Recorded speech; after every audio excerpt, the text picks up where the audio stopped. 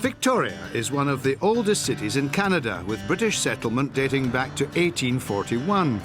It thrived with the discovery of gold in 1855, but these days relies on high-tech industries and tourism for its economic growth.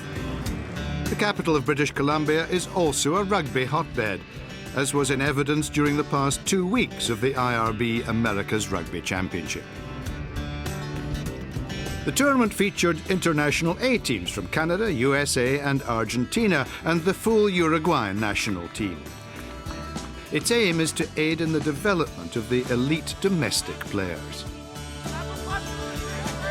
I think it's getting better because, when I first got here, we used to pick players from club rugby and they used to have to go straight into international rugby, and players just can't do that.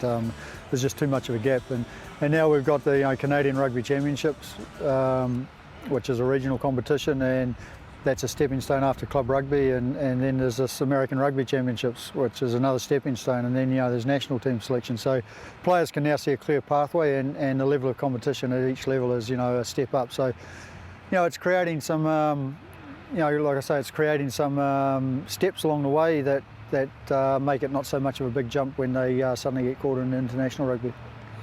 We want ever more competitive World Cups, so the International Board is investing in high performance, in daily training environment for the players, and as you can see here, in competitions for these high performance players. This is a very important part of the programme. But it wasn't all work, especially for the Argentines. The Jaguars are unbeaten in this competition since its inception in 2009 and won their opening 2 matches against the USA and Uruguay with ease. And the reward? An up-close and personal view of one of the world's most powerful predators.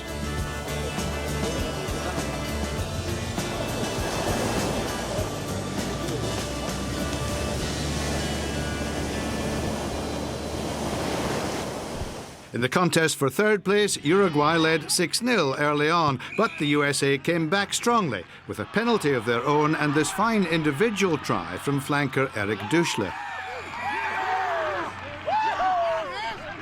But the South Americans turned up the power in the second half, the pack earning them 3 tries, including this penalty try, and a 4th penalty sealed a comfortable 28 points to 8 victory.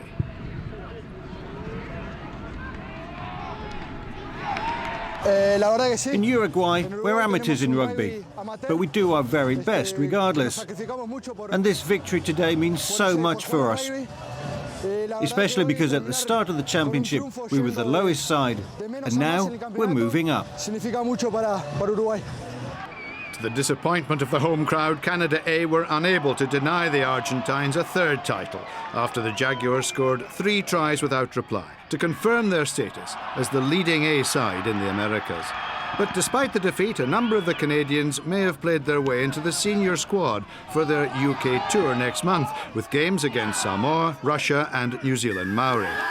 So in terms of acting as a stepping stone to the higher levels of international rugby, the tournament appeared to be a resounding success.